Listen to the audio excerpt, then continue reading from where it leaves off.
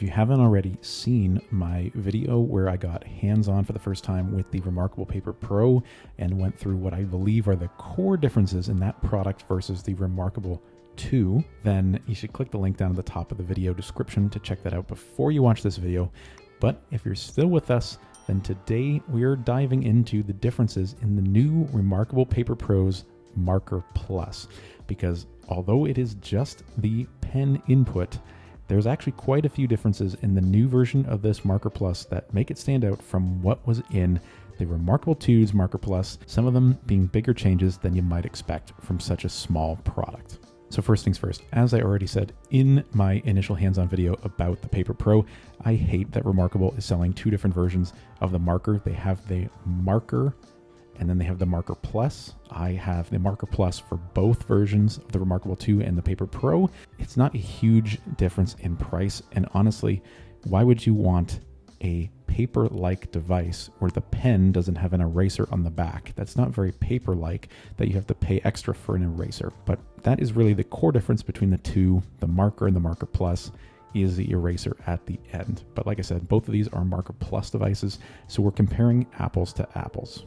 Now, like I said, you might not expect it to be that big of a departure from the reMarkable 2's Marker Plus, but for the Paper Pro, they actually did change quite a few things that make this new Marker Plus actually worth the added cost. There's a slightly different design to the new Marker Plus, which makes it not only a little bit easier to grip in the hand, but also makes some of the functions a little bit better as well. First, there's a larger indent at the top of the Marker Plus, so there's more room for your finger to sit in.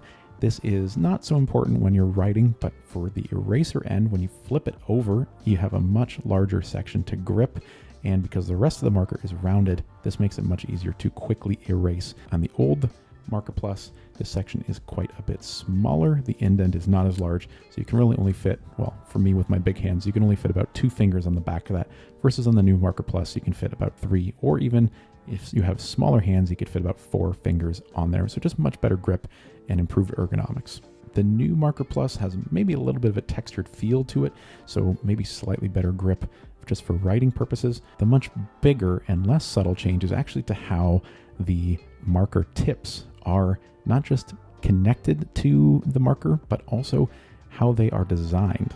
Instead of just installing the nib itself, the new Marker Plus's tips are actually fully removed and reinstalled each time you install a new tip. And so far in my weeks of use, this has resulted in far less wear on the new Marker Plus tip versus the old one. As you'll see here, the reMarkable 2 marker tip that I have installed is in horrible condition, and that's from only like 4, maybe 5 weeks of use before switching over to the reMarkable Paper Pro. And as you'll see on the new marker tip, there's almost no signs of wear despite being used for 2.5, 3 weeks straight now. So all in all, this design change, although again pretty subtle, has yielded great results. They've also improved the way that the extra tips are swapped and designed. I think the packaging on the new case tip box is way nicer, and it just feels like a way more premium experience installing them. It's also way more intuitive. The old tips, you had to kind of push in at a very strange angle in order to install the nib, because again, the whole tip came out.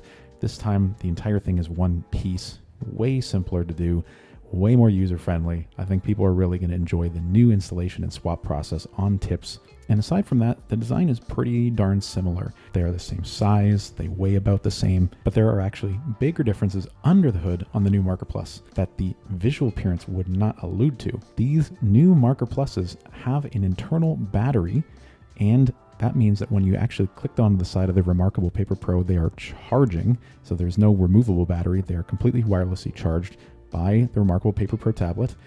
And because of the battery, they are able to reduce the latency of the pen. So although it's very minor, I do find that writing on the Paper Pro with this new Marker Plus is a little bit more accurate, a little bit speedier, and just all in all, a better experience. Now, what that does mean is that these two Marker Pluses are not backwards compatible at all. So you cannot use this one on the Paper Pro, and you cannot use this one on the reMarkable 2. Once again, this is the same thing I mentioned in my initial video. Because of the change in form factor and design, you have to rebuy all of the accessories. Yes, they could have made it so the new Marker Plus had the better latency reduction because of the battery, but they really shouldn't have alienated owners of the reMarkable 2 from being able to use their existing Marker Pluses, especially when, like I said, you have to pay extra for those. It's a silly choice. I really don't approve of this marketing strategy. If you're already going to force everybody into having to spend hundreds of dollars on a new folio case or type folio keyboard case, the least you could have done was allowed them to port over their $100-something markers. That's just my opinion.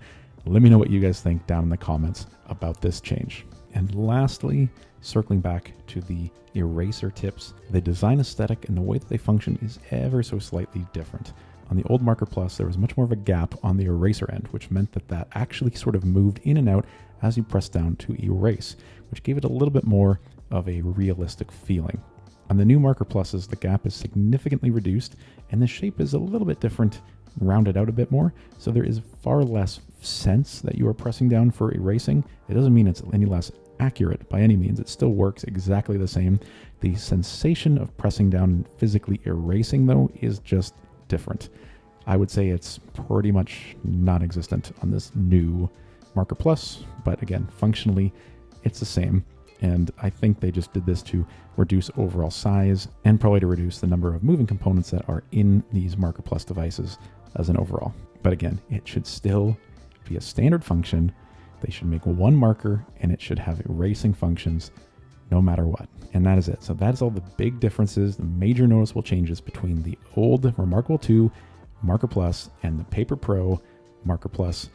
What do you guys think about the new and improved Marker Plus? Do you think these changes and design adjustments were worth it? Do you think reMarkable should have allowed the reMarkable 2 markers to be backwards compatible with this new device? Let me know what you guys think, as always, down in the comments below. And stay tuned for my full reMarkable Paper Pro review, which will be coming in the very near future. Thanks for watching, guys, and we'll see you again soon in the next video.